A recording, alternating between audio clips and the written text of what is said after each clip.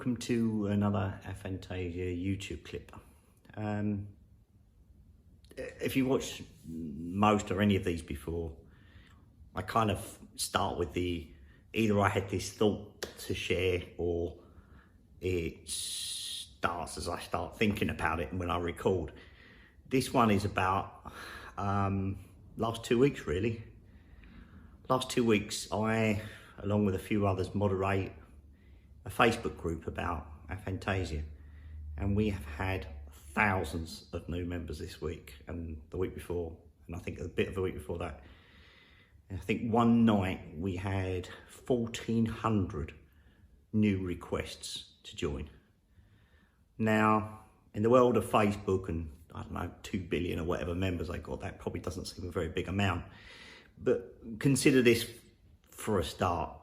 It's taken, I don't know, 7, 8 years maybe to get to 5,000 members. We jumped to 15,000 in about 2.5 weeks, probably under 2.5 weeks. Now, I was going to talk about thinking today, but I can't do that without including what's happened in the last couple of weeks, because it seems logical. Because it's related. It truly is related. It may not immediately seem that way, but consider this question. If I tried to explain aphantasia to someone verbally and said, right, just think in terms of the visual experience, in terms of what you store in terms of sensory experiences, it would be some dialogue, me explaining something, then maybe asking questions back to me, then thinking about it, me sharing some more. What happened in the last 2.5 weeks was somebody shared a meme for most of these people, new people that have joined that are probably watching this, and it really conjured up visually in a couple of seconds what most of us try over a few sentences to cover. And it literally is thinking. It makes you think, what is it that I experience?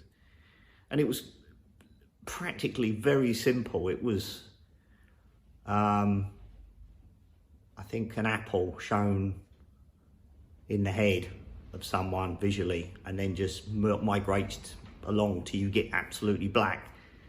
Now it sounds really simple, and I'll include a still in that in this podcast YouTube clip, excuse me, just to show what that is. So I'll stop that now and then show that bit.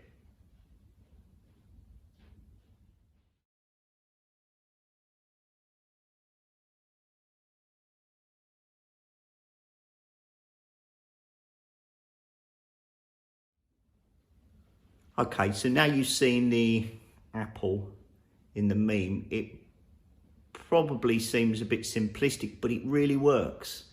And for those that, like me, have aphantasia, you look at that and you go, yeah, that's it. That's what's happening to me. And those that don't have aphantasia will look at it and go, okay, I can see what it is you're trying to explain now. So it does both sides of the equation, I guess, in terms of to explain those that do and those that don't. And also gives an idea of the fact there's a spectrum along the way. So in its simplicity, it explains quite a lot. So what does that have to do with thinking? Well, what I was going to talk about today was probably thinking in terms of purest form, like numbers. For those geeks amongst us, so I guess that includes me, because I feel like I probably am one. Probably the simplest form of this is probably binary, a 1 and a 0.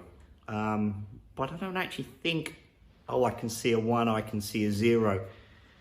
So it's a simplistic thing that's really so basic. I've almost struggled to explain it, and that's probably been the issue. Because when someone says, well, how do you problem solve? How do you think?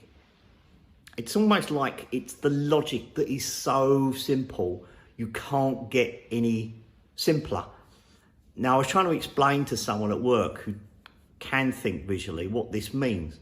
So what does it mean if I think if I think as I do, as someone with aphantasia, and they think visually, why is it different and how is it different and what does it mean to be different? Well, there's quite a few things. So if I was in a creative workshop and we had to think of a new shape for a mobile phone, say, because this is something we'll all understand, I'm guessing,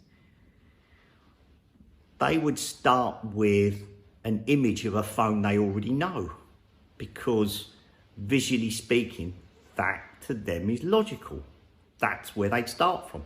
So they would start from something they're already aware of.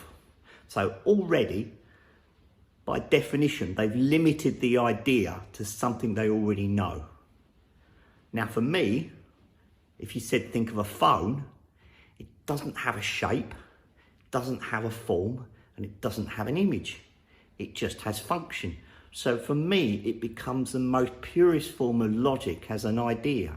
So in terms of thinking with ideas, I think in terms of logic, in terms of ideas. So I would go to the basic function of what I'm trying to achieve, which means when it comes to creative thinking, people like me will probably think more outside the box than those that think visually, because we can. Because the limitations that would normally exist for someone that did this are not there. I don't tend to think in physical form. I think in abstract and logic. Now, it does mean the limitations are placed upon what kind of problems we can solve, but those problems that we're given to solve, we can extrapolate very much details that others may not get to, because we'll think of the purest form. It really is that. To give you an idea of how that might work and what could that mean, let's think of something. It's something we can all relate to. So, say for example, you were trying to imagine a new navigation system. So you're thinking, well, okay, that's fair enough. So you've got a car navigation system and you're trying to imagine a new way of navigating. Well, if you think of a current system relies on destination. So where am I going to? And the car knows where you are now. Now, if you were going to think in terms of a new system, how could you evolve such a new system? Now, I want you to think about this for a minute. You've got a minute to think about, well, okay, what new thing, based on what technology could do today, could I bring into this discussion? So what's he going to say? What's Alan going to say that I'm going to go, yeah, I knew that. I knew he's going to say that. So think about that yourselves. What thing could you have that you probably could have today that we don't use if you're driving in a car and you're navigating somewhere? The thing that we don't do today is probably dynamic navigation. So the destination point might change as we're driving. Now, things like that are the kind of conceptual ideas that someone like me with aphantasia, that doesn't think in terms of the practical physical things, but beyond that, because it's logic based, is why it becomes different. So thinking kind of transcends the physical surroundings we have. Now, I know this probably sounds a bit out there, but it's the reality of what you can get to if you imagine, lose the constraints, lose the physical reality of what you're trying to construct. Don't try and imagine a phone. Don't try and imagine a building block of something you're trying to create, but get to the function and without form. So that's, guess what I was trying to explain is we kind of limit ourselves as a culture to things that have physical forms. But being people with aphantasia, we don't do that.